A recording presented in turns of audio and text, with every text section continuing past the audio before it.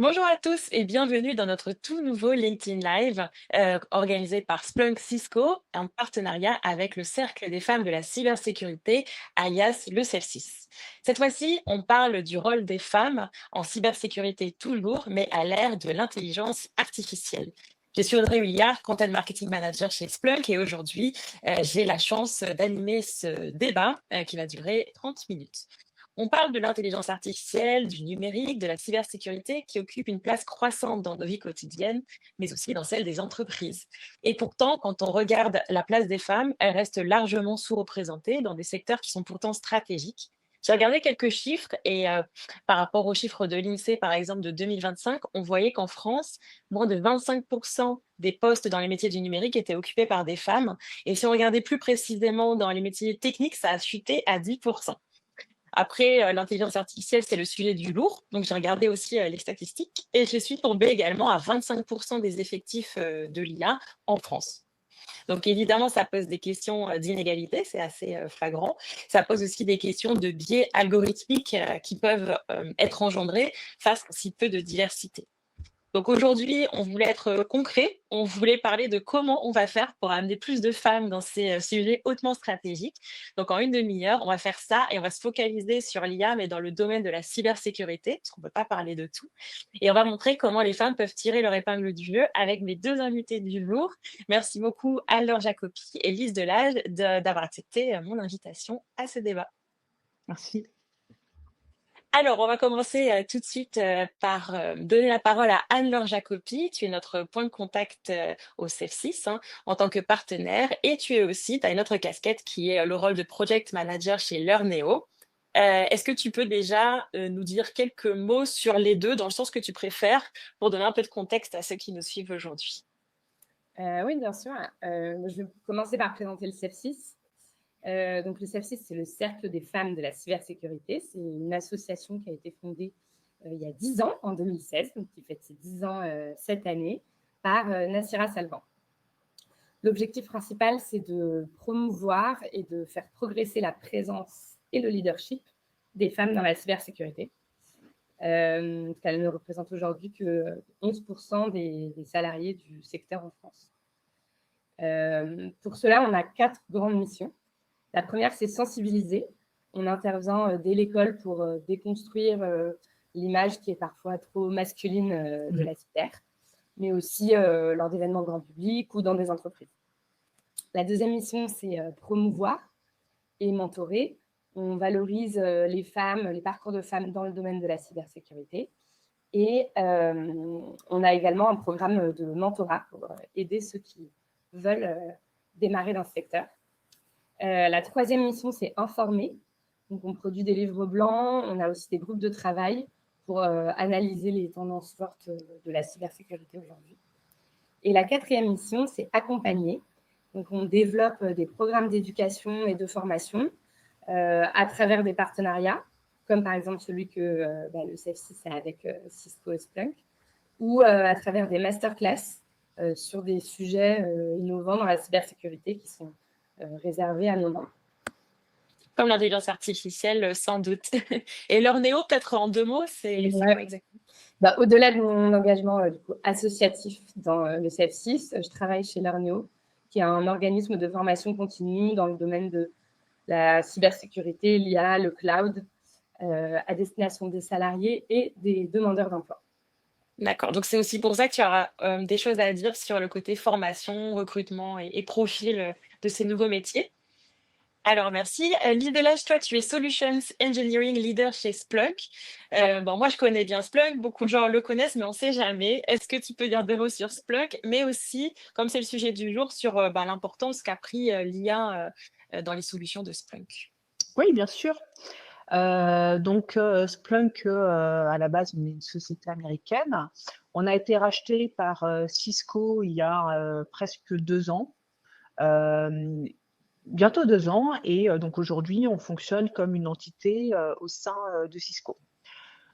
On a 2 grands pans dans notre offre produit, avec une offre complètement dédiée à la partie cybersécurité. On va y retrouver en particulier une plateforme de TEDIR, donc Threat Detection, Investigation and Response, qui regroupe majoritairement le SIEM et le SOAR. Et puis, on a également une offre complète sur la partie observabilité, donc on ne va pas parler aujourd'hui, ce n'est pas le sujet, mais observabilité, monitoring des services métiers, etc. Sur la partie IA, on se concentre aujourd'hui, quand on parle d'IA, on parle surtout d'IA générative, comme des LLM avec ChatGPT, par exemple, qui a fait son apparition il y a quelques années. Mais on oublie que l'intelligence artificielle, elle existe depuis plus longtemps que ça. Côté Splunk, l'IA est infusée dans nos solutions depuis globalement une quinzaine d'années, à peu près. Donc, on ne le matérialise pas forcément, mais voilà, c'est des choses qui existent depuis très longtemps. Et puis plus récemment, dans nos produits, on a ajouté des assistants IA, donc au niveau de la partie SIEM pour aider les analyses dans leurs investigations, mais également au niveau de la plateforme de données pour aider à la compréhension de notre langage de requête qui s'appelle le SPL, et également dans la plateforme d'observabilité. Et puis on a aussi un AI Toolkit qui permet de mettre en place des algorithmes de machine learning ou des LLM, et puis d'interroger directement les données qui sont gérées dans la plateforme. Et pour terminer, on propose également un serveur MCP pour pouvoir interagir avec la plateforme Splunk depuis des workflows plus complexes. Donc on peut directement, par ce biais-là, et avec des agents, interagir avec Splunk. Donc, du coup, tu vois, l'IA est très importante et dans nos solutions, mais également pour l'ensemble de nos clients. Et donc là, c'est uniquement ce qu'on fait côté entité Splunk, mais côté Cisco, il y a beaucoup d'autres choses qui sont faites autour de l'IA. Et je vois, en fait, c'est ça, en fait, l'IA, maintenant, c'est partie intégrante de la cybersécurité. En fait, Ouais. comme tu dis, ça faisait partie, en fait, c'était déjà dans les solutions, mais maintenant, ça a évolué un petit peu plus rapidement. Voilà, c'est d'ailleurs vraiment un sujet important. Et justement, quand je disais en intro qu'il y avait que 25% de femmes dans l'IA, à chaud, Lise, alors, qu'est-ce que ça vous évoque, en fait, ce chiffre, un quart de femmes dans l'IA pour le moment? Je vais être C'est dans d'accord. ça. Je trouve que comme ça, il paraît pas très bon, ce chiffre, pour la parité homme-femme.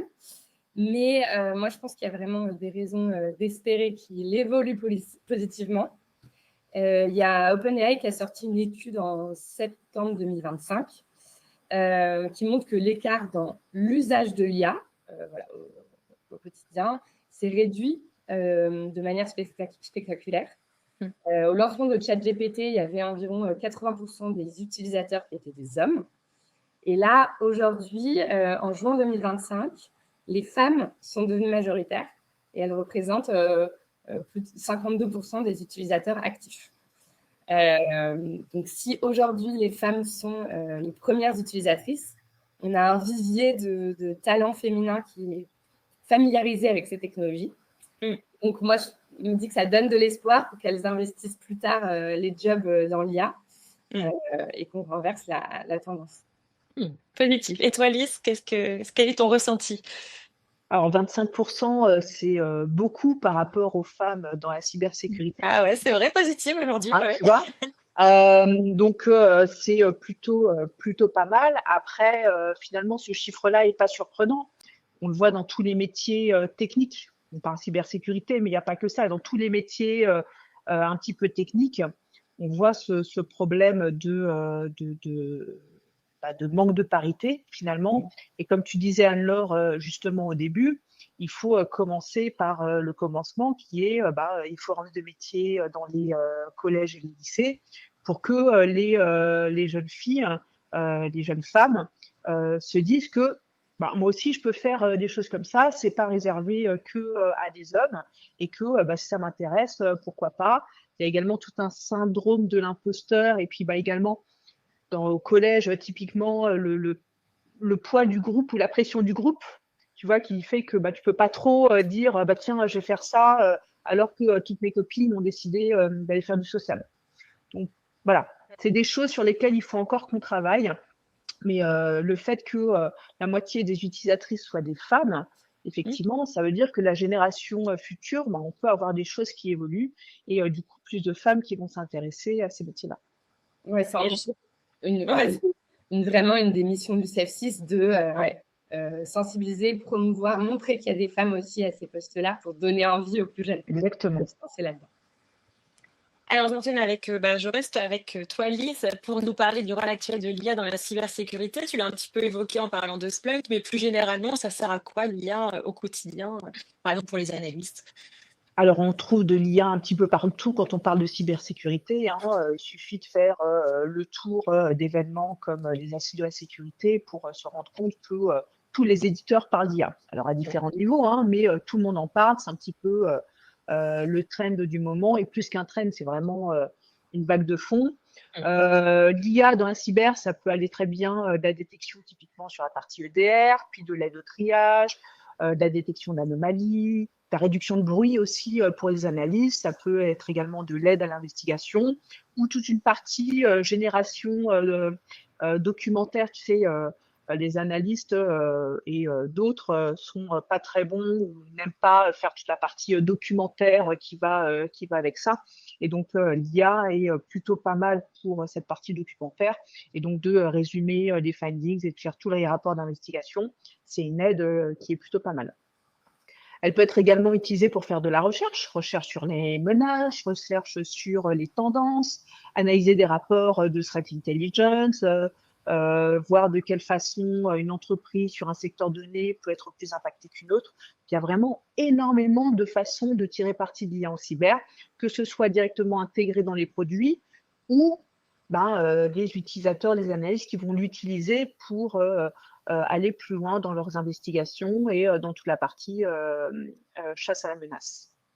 Et là, c'est la partie positive de l'intelligence artificielle. Je suis un peu obligée aussi de poser la question, la contrepartie des choses, c'est que ça donne du pouvoir aussi aux attaquants. Est-ce que tu peux nous en parler de ce côté-là et peut-être même un exemple d'attaque qui serait créée par IA ou aider à la Ouais. création? Alors effectivement, il y a quelques semaines de ça, on a entendu parler d'une attaque qui avait été complètement créée par l'IA. Je te doute bien que les attaquants, eux aussi, utilisent l'IA depuis très longtemps pour, de la même façon, faire de la recherche. Recherche sur la cible, faire du développement, puisque maintenant les IA génératives sont plutôt pas mal pour générer du code, donc aider sur pardon, le développement des malwares et toute une partie automatisation, puisque comme les analystes, cette partie automatisation, elle est également importante pour eux puisqu'ils veulent gagner du temps et puis faire en sorte que ça se propage le plus facilement possible. Ils s'en servent aussi typiquement pour relire et réécrire les emails de phishing. On se rend bien compte que depuis quelques années, il y a quand même beaucoup moins de fautes d'orthographe dans les emails de phishing qu'on reçoit. C'est beaucoup plus proche finalement de vrais mails qu'avant. Il y a également toute une partie qu'on voit arriver en ce moment sur la partie Shadow IA, un petit peu comme on le voyait il y a quelques années avec du Shadow IT, où on arrivait dans l'entreprise et puis on branchait notre ordinateur personnel sur le réseau. Là, ce qu'on voit, c'est des utilisateurs dans une entreprise qui vont utiliser leur propre solution d'IA générative plutôt que celle de l'entreprise. Celle de l'entreprise, en général, elle est mise à disposition des utilisateurs, elle est sur des tenants spécifiques, elle est contrôlée, etc. Alors que là, en utilisant notre propre IA en tant qu'utilisateur final, on fait sauter tous les garde-fous mis en place par l'entreprise et surtout, on peut se retrouver avec de la fuite de données sensibles, par exemple. Donc, on l'a vu, il y a aussi quelques exemples ces derniers mois d'utilisateurs qui ont comme ça fait fuiter des données sensibles en utilisant une IA publique qui n'est pas celle proposée par l'entreprise. Ok, oui, c'est vrai qu'on en voit de plus en plus des affaires comme ça, donc faut être très vigilant. Alors merci pour un petit peu ce tour d'horizon de l'IA en cybersécurité. Maintenant, je vais redonner la parole à Anne-Laure sur la partie finalement, on a compris l'importance de l'IA et quelles vont être les compétences qu'il faut développer pour tirer profit de cette nouvelle ère. Toi, ce que tu as vu au cours de ton travail, mais aussi au sein du CEF6, est-ce qu'il y a par exemple des compétences spécifiques, ça peut être technique, peut-être même non technique, qui vont être recherchées en fait sur ces sujets-là? Ouais. Sur le plan technique, savoir utiliser l'IA, c'est un prérequis indiscutable, et particulièrement pour les profils techniques. Enfin, je trouve que Lise, quand tu as présenté l'IA dans la cyber, on a bien vu tous les cas d'usage où on pouvait utiliser l'IA aussi de manière technique. Je suis tombée sur un article il n'y a pas longtemps avec le CTO du Bon Coin qui disait qu'aujourd'hui, il ne recrute pas de développeurs qui n'utiliseraient pas l'IA lors de tests techniques pendant le recrutement. Donc, c'est vraiment un indispensable pour les profils techniques de savoir utiliser l'IA. Et après, l'IA, elle change la nature même du travail. Elle permet d'automatiser donc, des tâches répétitives, chronophages, ce qui permet au rôle dans la cyber d'évoluer plutôt vers une mission de validation, de vérification, où il faut faire vraiment appel à son esprit critique. C'est là qu'interviennent les compétences non techniques. Je pense qu'aujourd'hui, les entreprises, elles recherchent des profils hybrides qui sont capables d'utiliser l'IA, d'interpréter les données pour résoudre des problèmes et aussi qui savent traduire les enjeux pour les décideurs ou les personnes moins à l'aise avec ces technologies. Il y a aussi un sujet de gestion du changement et d'accompagnement humain qui est vital pour transformer les organisations sans créer de rejet. Parce que voilà, dès qu'il y a l'adoption d'une nouvelle technologie, il faut accompagner l'humain pour qu'il puisse se l'approprier. Et ça va aussi avec une éducation à la sécurité, à l'éthique, qui est particulièrement important dans les métiers de la cyber, mais en général dans tous les métiers d'entreprise, et d'expliquer l'impact que peut avoir de mettre des données de l'entreprise dans l'IA pour éviter les fuites. Moi, je pense que aujourd'hui, tous les profils cyber, ils sont impactés par l'IA. Donc, le métier de demain, c'est vraiment quelqu'un qui utilise l'IA pour augmenter sa capacité de décision, mais qui garantit l'éthique et la sécurité des données, qui sont des sujets très importants. Et c'est une opportunité pour les profils en reconversion, parce que c'est souvent des profils hybrides qui ont de l'expérience métier et qui vont pouvoir valoriser leur capacité de veille, leur curiosité, et la capacité à se former sur des nouvelles technologies qui étaient moins développées il y a certaines années. Je pense que c'est vraiment une opportunité pour ces profils-là. Ouais, c'est super intéressant justement quand on parle de pénurie de talent, on pense pas toujours effectivement à la reconversion en fait, de se dire si on n'en a pas à la base à la sortie des écoles, on peut retrouver ça plus tard dans la carrière, donc ça c'est intéressant. Et est-ce que tu as vu même une évolution des métiers? Est-ce que, concrètement, tu vois des nouveaux métiers apparaître ou des nouveaux profils? Ça, tu as pu le voir dans des fiches de poste qui apparaissent comme ça plus fréquemment?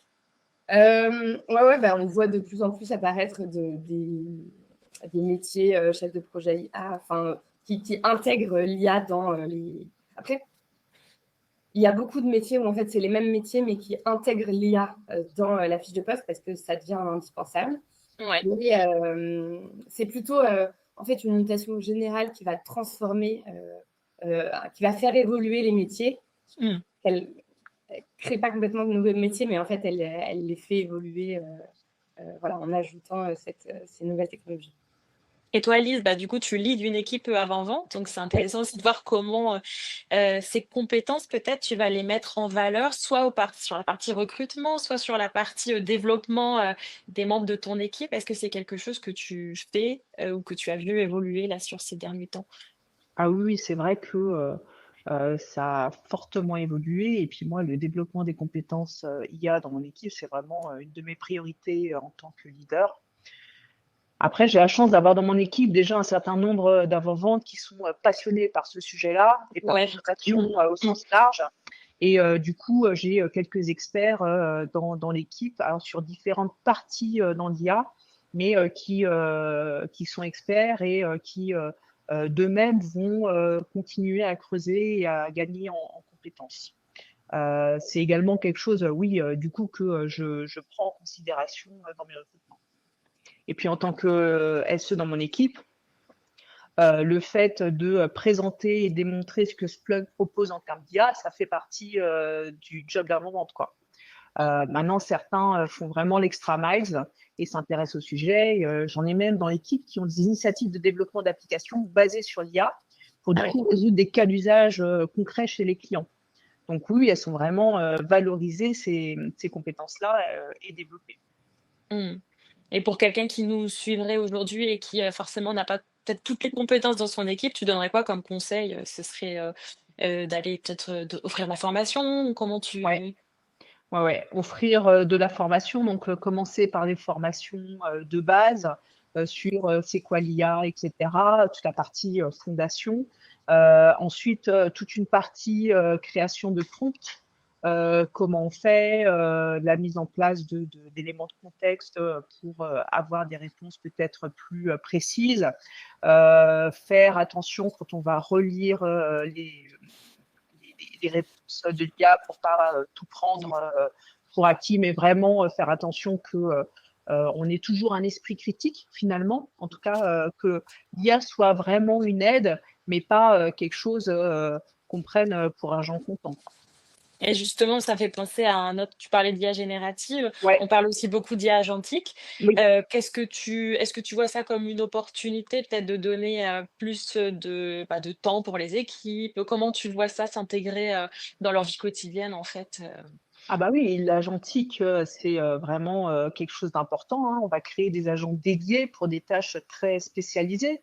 Et donc, du coup, en faisant ça, bah, on va effectivement gagner plus de temps et du coup être plus précis sur les réponses qui vont être fournies par un agent. C'est sûr qu'un agent qui va être dédié pour typiquement aider à répondre à des appels d'offres, bah, ça va être beaucoup plus intéressant et ça va faire gagner beaucoup de temps à l'équipe. Après, il faut toujours, comme tu as dit, garder l'esprit critique parce que derrière, Faut toujours, faut toujours relire parce que ouais. voilà, il y a quand même ces modèles-là vont s'appuyer sur des informations publiques. Mmh. Et donc, alors, public ou pas, hein, tout dépend de quelle IA on va utiliser et de quelle façon. Mais si c'est des modèles publics, ça veut dire que potentiellement, si l'information qui est publique est fausse, voilà, il faut être capable de la détecter et de faire attention aussi que l'IA n'hallucine pas. Oui, parce que c'est Sauver l'IA. en soi, l'IA va halluciner à un moment donné, donc c'est ça, il faut Ouais. bien, pouvoir, regarder un petit peu la véracité de ces Exactement. propos, Et c'est pour ça que c'est important d'avoir des compétences en IA pour justement réduire, en améliorant, la façon dont on va faire les prompts, réduire cette hallucination, en étant plus spécifique. et une dernière question pour toi, hein, sur cette partie vraiment, utilisation de l'IA.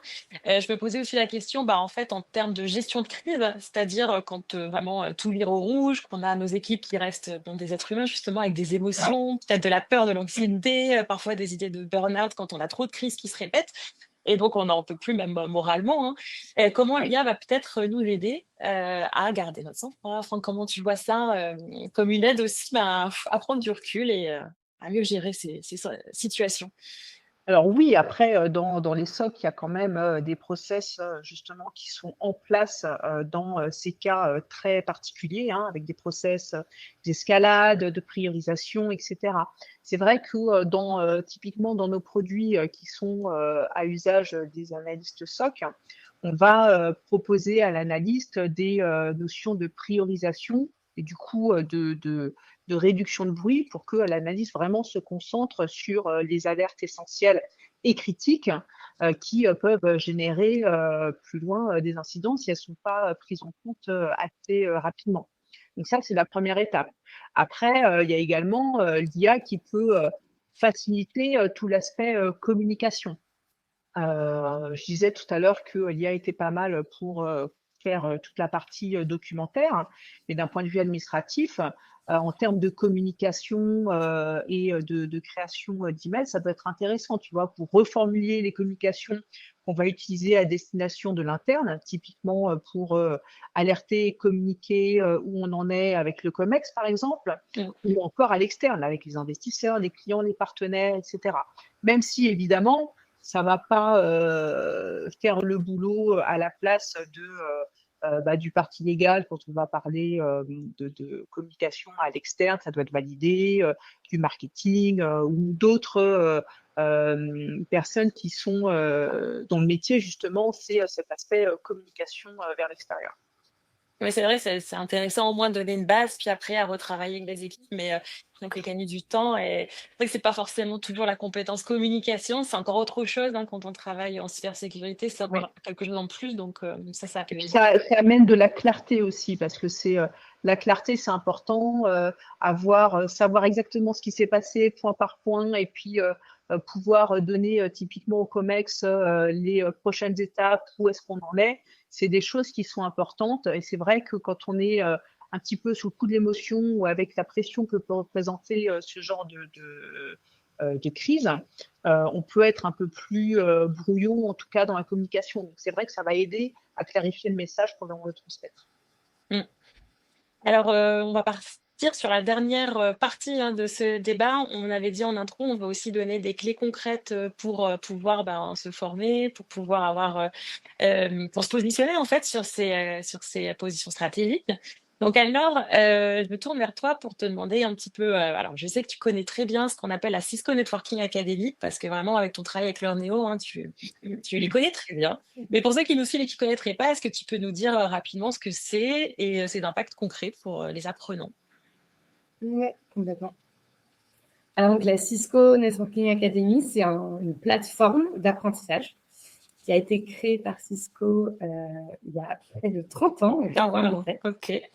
Donc, il a beaucoup évolué depuis. Enfin, voilà, moi, ça fait 5 ans que je travaille dessus. J'ai pu voir les développements, l'évolution de la plateforme qui aujourd'hui est vraiment extrêmement bien faite. Sa mission, c'est de rendre les métiers du numérique accessibles à tous. On peut comparer à c'est une grande école ouverte en ligne qui permet de passer de la simple curiosité à un vrai métier. Donc concrètement, c'est un catalogue de cours en ligne. La plupart sont en libre accès. Tous les cours de premier niveau sont en libre accès. Donc c'est pas seulement réservé aux ingénieurs, aux experts. C'est justement fait pour ceux qui n'ont pas de bagage technique au départ, mais qui veulent comprendre comment fonctionne le monde numérique actuel. Donc, il y a des cours sur les réseaux, la cybersécurité, sur les systèmes, les sciences de données, c'est assez large. Et il y a des modules sur l'IA qui ont une approche très pragmatique. L'idée, c'est de ne pas seulement expliquer la théorie, mais de montrer comment on peut l'utiliser, la mettre en pratique tout de suite. Aujourd'hui, on a 3 cours d'acculturation déjà disponibles. Le premier, c'est Introduction à l'IA moderne. Donc là, c'est un module pour comprendre les bases. Voilà, si vraiment vous voulez comprendre comment l'IA fonctionne, que vous en êtes au niveau 0, c'est vraiment un bon module d'introduction. Et après, on a 2 modules d'application. Enfin, je dis on, mais Cisco a mis en place 2 modules d'application. Le premier, c'est analyser des avis clients. Donc voilà, on va avoir un cas d'usage concret en entreprise. On apprend à utiliser l'IA pour traiter l'information qui vient des clients et en faire quelque chose d'utile pour l'entreprise. Et la deuxième application, c'est mettre à jour son CV. Alors moi, c'est mon préféré pour débuter parce que c'est un cas d'usage que tout le monde connaît. Enfin, il a déjà ses CV, quoi. Et donc, ces 3 cours-là, c'était vraiment des bons premiers cours pour commencer en IA. Il y a aussi tout un panel de cours pour aller plus loin dans la cyber, avec une dizaine de cours qui vont de l'introduction à la cybersécurité pour ceux qui démarrent, à un parcours de 120 heures avec des labs, des laboratoires techniques, vraiment des mises en pratique pour devenir, pour viser le métier d'analyse cybersécurité junior, avec même un passage de certification à la fin. Voilà, on a aussi des parcours de cours très complets. Et il y a un nouveau parcours qui s'appelle Splunk Cyberdéfense, qui est prévu pour le mois de juin, puisqu'il y a vraiment des nouveaux cours qui sortent régulièrement. C'est une plateforme qui est alimentée, mise à jour, pour que les cours soient vraiment à la pointe de ce qui se fait dans le monde. Et donc ça va, on en est super contents et ce qu'on va faire maintenant, c'est qu'on va mettre tous les liens en description comme ça, voilà, c'est actionnable dès la fin de ce LinkedIn Live. Vous pouvez soit y aller, soit le partager à des personnes dans votre équipe ou à des personnes de votre cercle, qui seraient intéressées, voilà, par se former. Donc ça, c'est vraiment, génial. Et puis après, ben, forcément, je me demande, est-ce qu'il y a des synergies possibles entre donc cette Cisco Networking Academy et le CEF6, puisque c'est le cercle des femmes de la cyber, avec des personnes qui sont soit à la recherche de se former sur différents aspects comme l'IA, soit en reconversion, comme tu l'avais dit. Qu'est-ce que tu vois peut-être comme pont qu'on pourrait créer entre les deux? moi, je sais que déjà, j'ai rencontré plusieurs mentorés, membres du CEF6 qui ont utilisé, qui se sont formés, notamment pour connaître les bases des réseaux, qui se sont formés sur la Cisco Networking Academy. Donc, Déjà fait. il y a déjà. Ok. Et moi, les synergies que je peux voir, c'est déjà la première, c'est d'utiliser cet outil pour désacraliser le monde de la cyber, le monde de l'IA, et d'utiliser ces modules comme première étape pour les membres qui veulent se reconvertir ou s'orienter vers ces métiers. Voilà, quand on a réussi à mettre à jour son CV avec l'IA, à l'utiliser, on se sent sûrement capable d'aller plus loin. La deuxième synergie que je vois, c'est de créer des cohortes, des groupes de travail au sein du CEF6 pour se motiver à suivre ces modules ensemble, parce qu'il y a des petits modules de 6 heures, mais on peut avoir des parcours plus longs. Et de le faire en même temps que d'autres SAM, de le faire ensemble, ça permet d'aller jusqu'au bout. Proposer peut-être un challenge pour celles qui terminent à la fin, qui arrivent à terminer le cours. Ouais. Et le troisième usage, le troisième pont que je vois, c'est vraiment d'utiliser comme mentorat technique. On a ce programme de mentorat avec des mentors, des mentorés, donc, qui est plutôt un programme humain, mais où le mentor donne aussi des pistes mentorées pour s'améliorer techniquement. Et donc d'intégrer ces modules de formation dans les programmes de mentorat pour donner un socle technique au filleul, ça me paraît être une bonne synergie.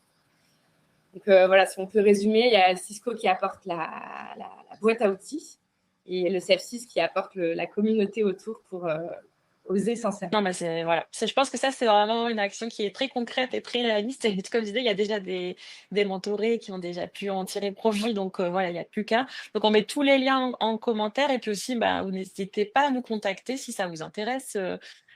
Si vous avez envie d'y accéder ou de faire ce petit groupe-là d'apprenants qui peuvent s'entraider, je pense que ça pourrait être super intéressant pour 2026.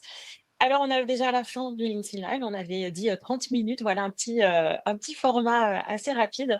Donc, pour ma conclusion, j'avais envie de vous donner la parole l'une et l'autre. Est-ce que vous auriez un conseil ou une petite inspiration à donner à ceux qui nous suivent pour peut-être se lancer dans ce monde fantastique de l'IA en cybersécurité? Qu'est-ce que vous diriez? Vas-y, alors. Je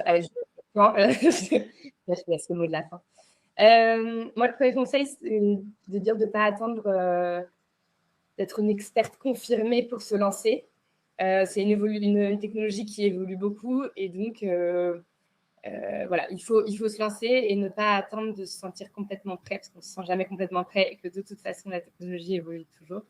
Donc, ne pas attendre d'être une experte pour se lancer et avoir en tête que l'ENISA a évalué que le marché de l'IA en cybersécurité devrait dépasser les 100 milliards de dollars d'ici 2032, qu'il est en pleine explosion et donc il y a des nouvelles compétences qui sont cherchées, il y a des nouveaux profils qui sont cherchés, donc pas hésiter à y aller.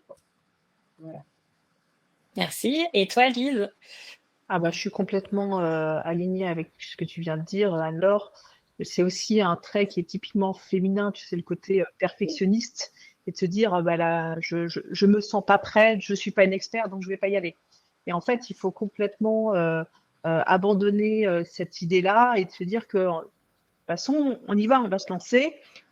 Qu'est-ce qu'on risque? Finalement, pas grand-chose. Au contraire, sur un malentendu, ça peut très bien se passer, quoi. Donc vraiment, il faut pas avoir peur de se lancer, d'y aller.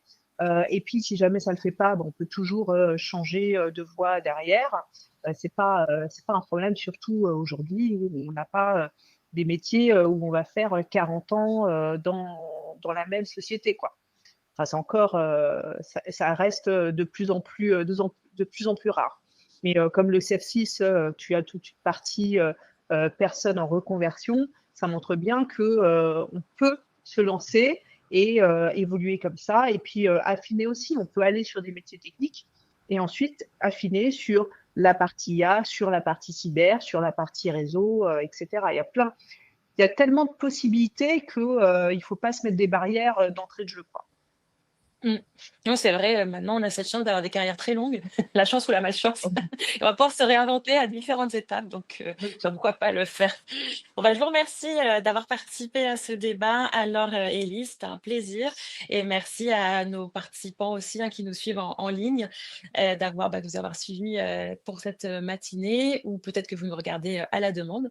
En tout cas, on va mettre tous les liens en description. On attend, un boost, des vues, sur cette Cisco Networking Academy et peut-être des demandes auprès du Cefsis aussi, pour en savoir plus. Et puis, bah, nous, on se retrouve sur un prochain LinkedIn Live, très vite, ou sur un des événements, du domaine de la cybersécurité. Merci beaucoup et à très bientôt. Au revoir. Merci. Au revoir.